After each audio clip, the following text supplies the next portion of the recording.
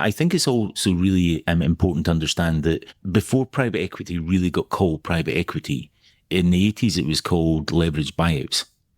And that's what they do.